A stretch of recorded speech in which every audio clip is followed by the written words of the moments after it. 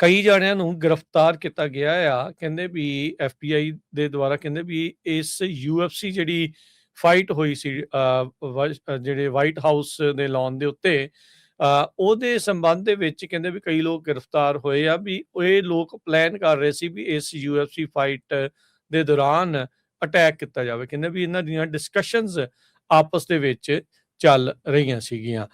ਸੋ ਕਹਿੰਦੇ ਵੀ ਇਹ ਜਿਹੜੀ UFC ਫਾਈਟ ਨਾਈਟ ਇਵੈਂਟ ਜਿਹੜੀ ਹੋਈ ਆ ਵਾਈਟ ਹਾਊਸ ਦੇ ਵਿੱਚ, ਕਹਿੰਦੇ ਵੀ ਇਹ ਟੀਮ ਦੇ ਵਿੱਚ ਸੀਕ੍ਰੇਟ ਸਰਵਿਸ ਤੇ FBI ਨੇ ਅਨਕਵਰ ਕੀਤੇ ਮੈਸੇਜ, ਜਿਸ ਦੇ ਵਿੱਚ ਕਈ ਲੋਕ ਆਪਸ 'ਚ ਇਹ ਸਲਾਹ ਕਰ ਰਹੇ ਸੀ ਵੀ ਕਿਸ ਤਰੀਕੇ ਦੇ ਨਾਲ ਇੱਥੇ ਹਮਲਾ ਕੀਤਾ ਜਿਹੜਾ ਉਹ ਜਾ ਸਕਦਾ ਆ।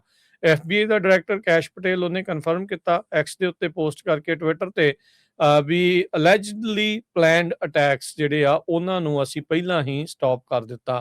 ਕਹਿੰਦੇ ਵੀ ਇਹ ਮਲਟੀ ਸਟੇਟ ਆਪਰੇਸ਼ਨ ਸੀਗਾ। ਸੋ ਆਬਵੀਅਸਲੀ ਜਿਹੜੇ ਲੋਕ ਹੋਣਗੇ ਜਿਹੜੇ ਫੜੇ ਗਏ ਉਹ ਵੱਖ-ਵੱਖ ਸੂਬਿਆਂ ਦੇ ਉੱਤੇ ਆ, ਤੇ ਕਹਿੰਦੇ ਵੀ ਇਹ ਇਨਵੋਲਵ ਸੀਗੇ ਉਹ ਲੋਕ ਜਿਹੜੇ outside of Washington DC area ਜਿਹੜਾ ਉਹ ਸੀਗੇ। ਸੋ ਫੈਡਰਲ ਲਾ ਐਨਫੋਰਸਮੈਂਟ ਦੇ ਸੋਰਸ ਜਿਹੜੇ ਉਹ ਕਹਿੰਦੇ ਆ ਵੀ ਗਰੁੱਪ ਦੇ ਵਿੱਚ ਡਿਸਕਸ਼ਨਸ ਇਹਨਾਂ ਦੀਆਂ ਆਪਸ 'ਚ ਹੋਈਆਂ ਸੀ ਵੀ ਕਿਸ ਤਰੀਕੇ ਦੇ ਨਾਲ ਡੈਡਲੀ ਪੇਲੋਡ ਯਾਨੀ ਕਿ ਡਰੋਨਸ ਦੇ ਨਾਲ ਕਿਸੇ ਤਰੀਕੇ ਦੇ ਨਾਲ ਕਿਵੇਂ ਜਿਹੜਾ ਉਹ ਹਮਲਾ ਇਹਨਾਂ ਦੇ ਉੱਤੇ ਕੀਤਾ ਜਿਹੜਾ ਉਹ ਜਾ ਸਕਦਾ ਆ।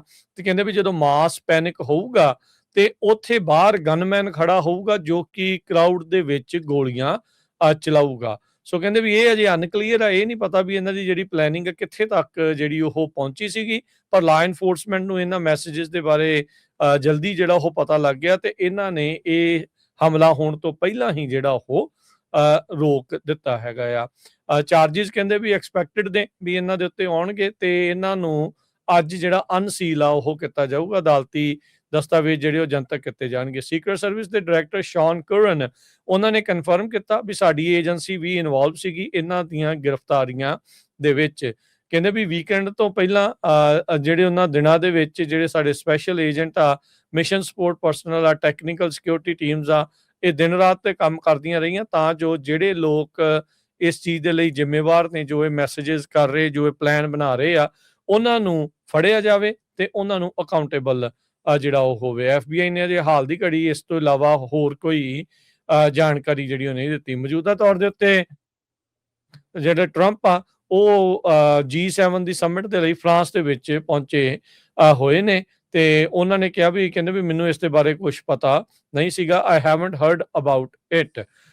1 ਲੱਖ ਤੋਂ ਵੱਧ ਲੋਕ UFC ਦੀ ਜਿਹੜੀ ਫਾਈਟਿੰਗ ਇਵੈਂਟ ਟਰੰਪ ਹੁਣਾਂ ਨੇ ਆਪਣੇ 80ਵੇਂ ਜਨਮ ਦਿਨ ਦੇ ਉੱਤੇ ਜਿਹੜੀ ਉਹ ਕਰਾਈ ਸੀ ਤੇ ਉਸ ਦਰਮਿਆਨ ਇਹ ਸਾਰਾ ਕੁਝ ਕਹਿੰਦੇ ਵੀ ਇਹ ਕੁਝ ਲੋਕ ਪਲਾਨ ਕਰ ਰਹੇ ਸੀ। ਜੋ ਸੀਕ੍ਰੇਟ ਸਰਵਿਸ ਨੇ ਜਿਹੜੀ ਸਾਰੀ ਸਿਕਿਉਰਿਟੀ ਆ ਵਾਈਟ ਹਾਊਸ ਤੇ ਜਿਹੜੀਆਂ ਗਰਾਊਂਡ ਦੇ ਉੱਤੇ ਆ ਉਹਨੂੰ ਹੈਂਡਲ ਕੀਤਾ ਸੀਗਾ। ਪਾਰਕ ਪੁਲਿਸ ਕਹਿੰਦੇ ਵੀ ਉਹ ਪੁਆਇੰਟ ਦੇ ਉੱਤੇ ਸੀਗੀ, ਅਲਿਪਸ ਦੇ ਉੱਤੇ, ਜਿੱਦਾਂ ਪਹਿਲਾਂ ਜਿਹੜਾ ਉਹ ਰਿਪੋਰਟ ਕੀਤਾ ਗਿਆ ਆ।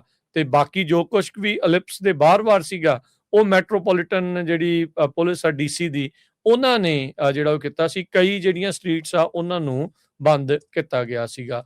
ਸੋ ਕਹਿੰਦੇ ਵੀ ਟਰੰਪ ਹੁਣਾਂ ਦੇ ਬਰਥਡੇ ਦੀ ਇਹ ਜਿਹੜੀ ਪਾਰਟੀ ਆ ਜਿਹੜੀ UFC ਦੀ ਫਾਈਟ ਇਹਨੇ ਕਰਵਾਈ ਆਪਣੇ ਵਾਈਟ ਹਾਊਸ ਦੇ ਵਿੱਚ, ਜਿੱਥੇ ਆਪਣੀ ਹੀ ਕੰਪਨੀਆਂ ਨੂੰ ਸਭ ਤੋਂ ਜ਼ਿਆਦਾ ਪ੍ਰਮੋਟ ਜਿਹੜਾ ਉਹ ਇਹਨਾਂ ਨੇ ਕੀਤਾ ਆ।